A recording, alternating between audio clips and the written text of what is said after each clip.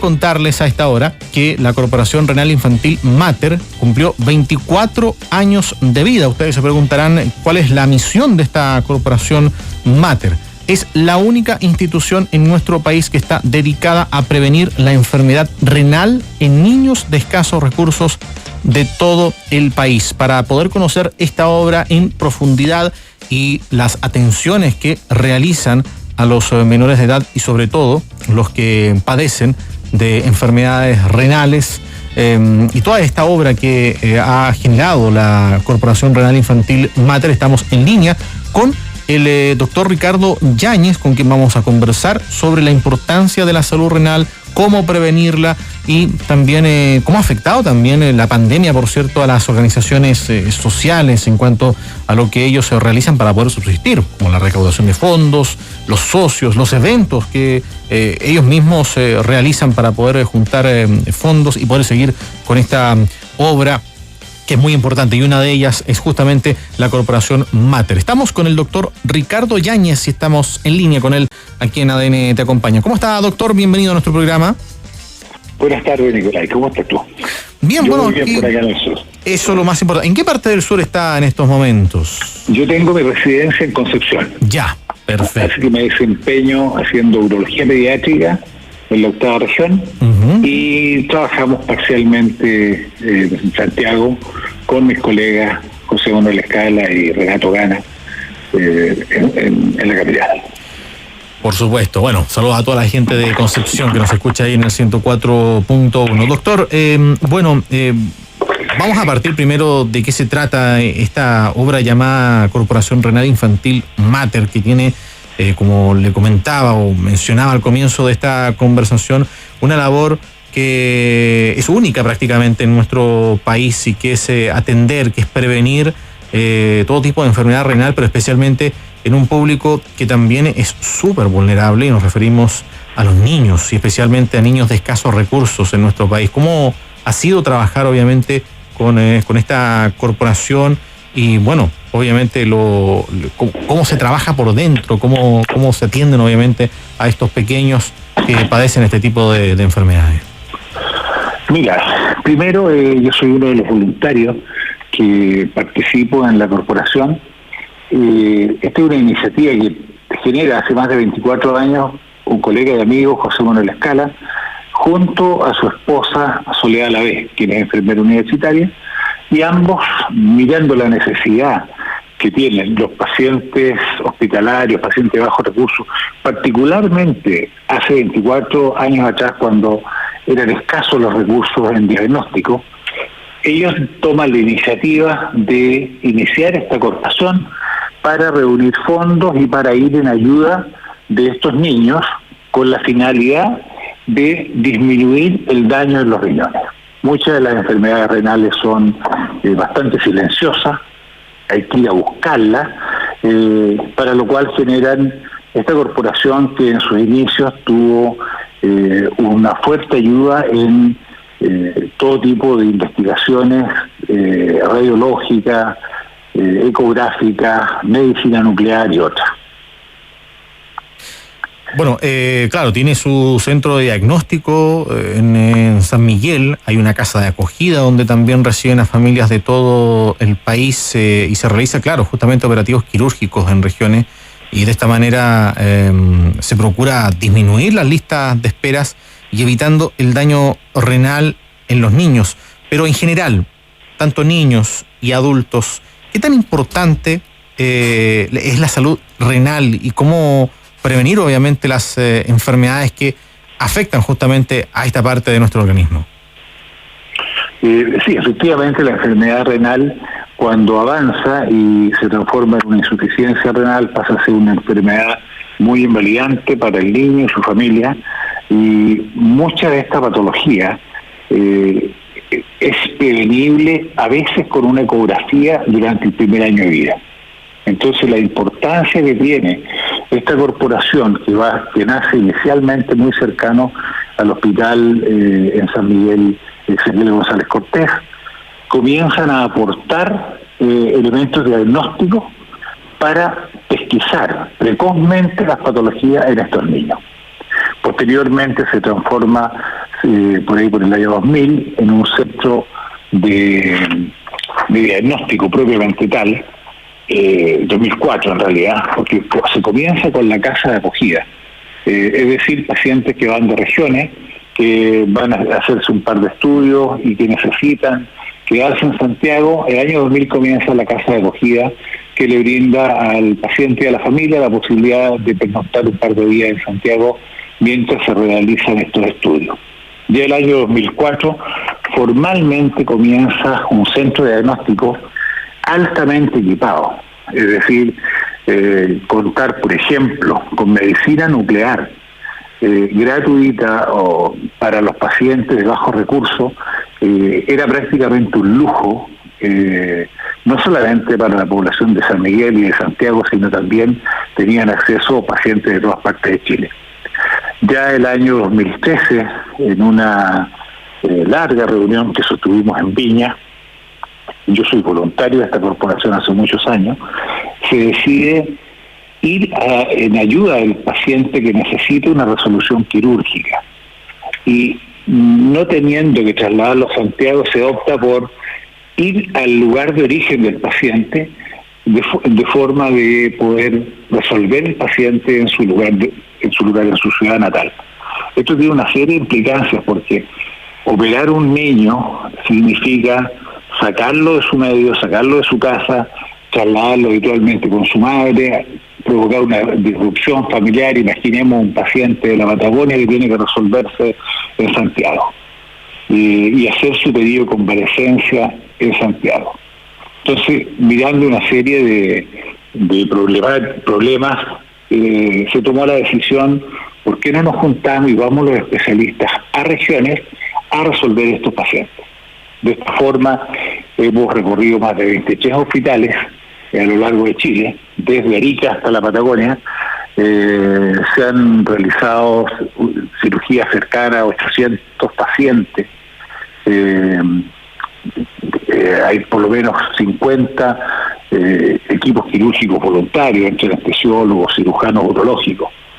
Y esta ha sido una actividad que yo creo que ha tenido un fuerte impacto, porque uno tiene que pensar que fuimos capaces de resolver en regiones sin tener que mover al paciente de forma importante, en su lugar, apoyado por su madre, su padre, su familia. Todo esto es gracias a voluntarios que tenemos en regiones. Nosotros hablamos del médico local que organiza estos operativos quirúrgicos y controla a los pacientes. Estamos nosotros haciendo telemedicina con los casos quirúrgicos, con los casos que hay que discutir. Entonces ha sido una iniciativa bastante amplia, o sea, se ha cubierto desde el diagnóstico hasta la resolución quirúrgica, y todo esto en pro de disminuir el daño renal en niños. Y en este aspecto, doctor, y sobre todo, claro, en su rol de voluntario de esta Corporación Renal Infantil Mater, ¿qué tanto ha afectado en pandemia la sobrevivencia de las organizaciones sociales? Bueno, y entre ellas, por supuesto, la Corporación Renal Infantil Mater, que debe seguir cumpliendo con su labor de poder acoger y también tratar la enfermedad renal en estos menores, sobre todo de escasos recursos, cuando prácticamente está todo paralizado. Hablamos desde la recaudación de fondos hasta la incorporación de socios, eventos. Hay muchos factores donde inciden, obviamente, en la recaudación de recursos para poder seguir con esta actividad. Bueno, muy importante. En minutos de pandemia se han visto restringidas las donaciones, todos los eventos que se realizan, ¿no es cierto? La corporación tiene un gran evento que es el bingo anual, que en esta oportunidad fue toda una novedad porque hubo que moverlo a un bingo online, ¿no es cierto?, vía Zoom, y la verdad que tuvo bastante apoyo. Sin embargo, las donaciones y la recaudación del día a día se han visto afectadas, y como muchas organizaciones de este tipo, en pandemia han sufrido bastante en sus finanzas. Esta es una corporación que entrega número importantísimo de exámenes a niños de bajos recursos, y eso continúa. Se ha hecho la reprogramación, ¿no es cierto?, y se ha continuado con estudios por imágenes, pero la recaudación, según tengo entendido, ha disminuido considerablemente en tiempo de pandemia.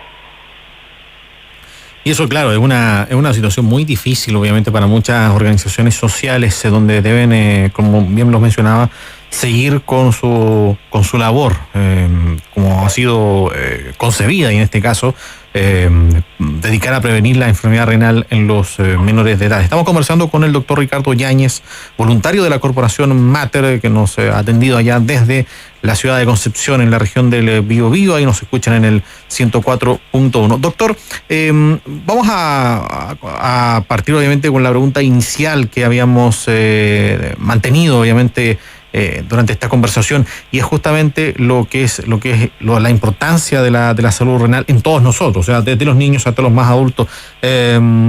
¿Cómo se ocasiona en general, la mayoría de las veces, y cómo podemos prevenir, cómo podemos cuidar obviamente nuestra salud renal? Porque en esto afecta a todos por igual, pero obviamente, claro, los niños son mucho más vulnerables, pero nadie está libre obviamente de sufrir una enfermedad renal. Pero ¿cómo podemos prevenirla como una manera para poder evitar obviamente situaciones que podrían complicarse con el paso del tiempo?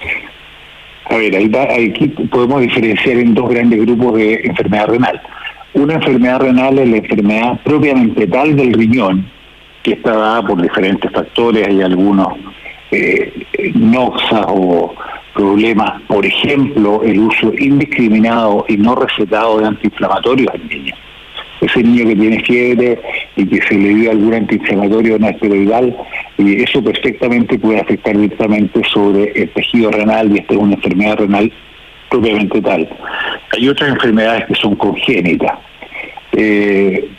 Y por otro lado tenemos las enfermedades del aparato urinario, conocidas como enfermedades urológicas, que si las dejamos evolucionar sin corrección, terminan dañando el riñón mismo.